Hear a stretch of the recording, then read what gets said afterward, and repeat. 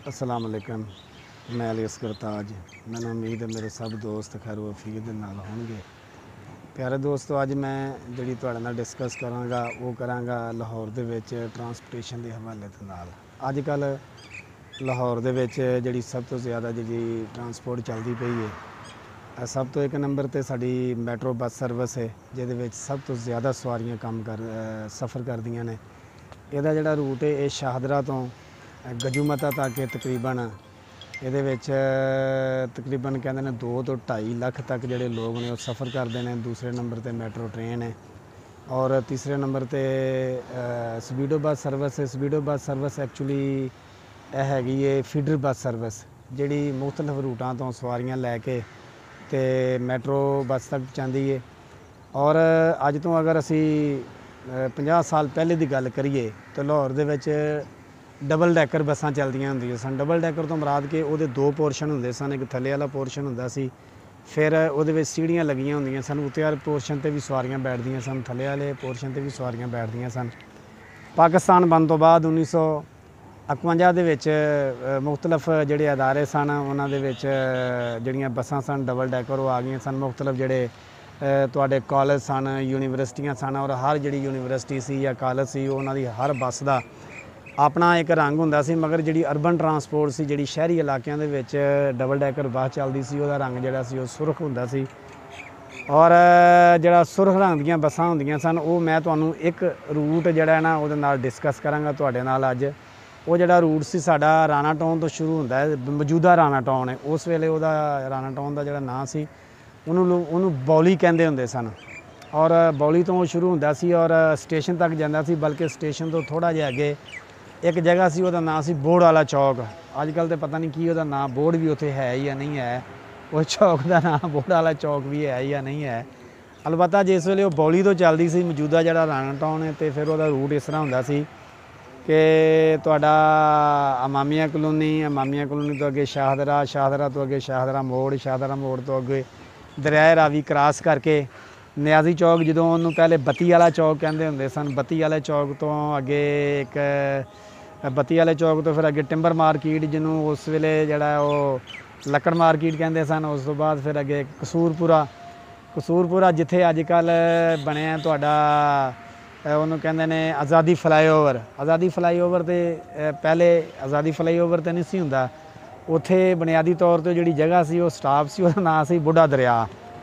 कहते हैं किसी जमाने दे विच उस जगह के उत्ते दरियाए रावी वगदा हुंदा सी, मगर कोई छोटा बोटा उत्थे नाला हैगा सी, जिहदी वजह नाल उहनूं बुढ़ा दरिया कहंदे सन। उस तो बाद फिर अगे एक हैगा सी चौक यादगार मीनारे पाकिस्तान, जिहनूं बाद विच उहदा नाम आज़ादी चौक रख दिता गया सी।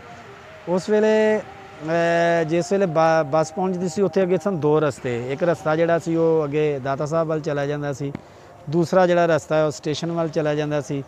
और जिहड़ा रस्ता स्टेशन वाल चला जांदा सी वो अगे एक जदों बस टर्न लैंदी सी अतीक स्टेडियम, बादशाही मस्जिद, शाही किला, तो उस तो बाद अगे बदामी बाग तो ये बस फिर अगे नहीं सी जांदी हुंदी।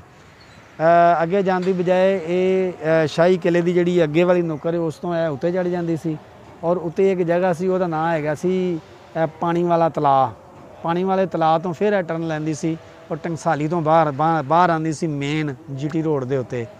मेन GT रोड तो फिर अगे एक पीर मक्की स्टाप सी, पीर मक्की तो अगे दाता साहब तो अगे भाटी लुहारी गेट, उस तो बाद अगे अनारकली तो अगे फिर जिहड़ा सी वो आंदा सी शालमी तो अगे फिर मोची दरवाज़े नूं जिस वेले क्रॉस करदी सी अड्डा कराउन तो ये फिर जिहड़ी बस सी टर्न हो जाती सी।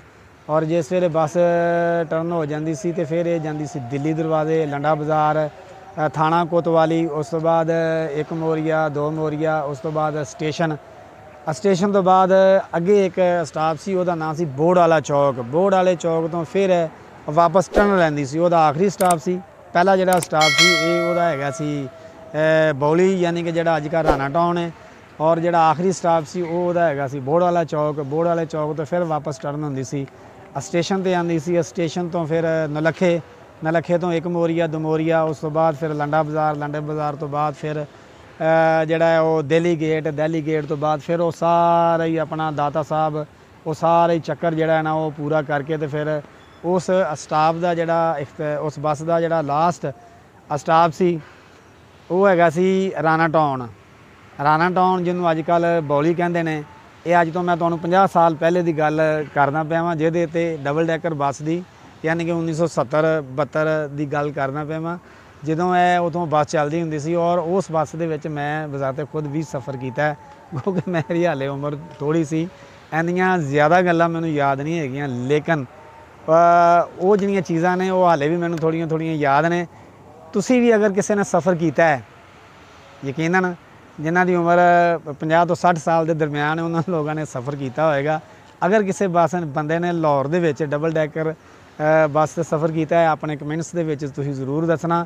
ਅਗਲੇ ਜਿਹੜਾ ਮੇਰਾ ਵਲੌਗ ਹੋਏਗਾ ਉਹਦੇ ਵਿੱਚ ਮੈਂ ਤੁਹਾਨੂੰ ਦੱਸਾਂਗਾ ਕਿ ਲਾਹੌਰ ਦੇ ਵਿੱਚੋਂ ਕਿਹੜੇ 5 ਐਸੇ ਰੂਟ ਸਨ ਜਿਹੜੇ ਦਰਿਆ ਰਾਵੀ ਨੂੰ ਕ੍ਰਾਸ ਕਰਦੇ ਸਨ। ਅਲੀ ਅਸਗਰ ਤਾਜ ਨੂੰ ਇਜਾਜ਼ਤ ਦਿਓ। ਅਸਲਾਮ ਅਲੈਕੁਮ।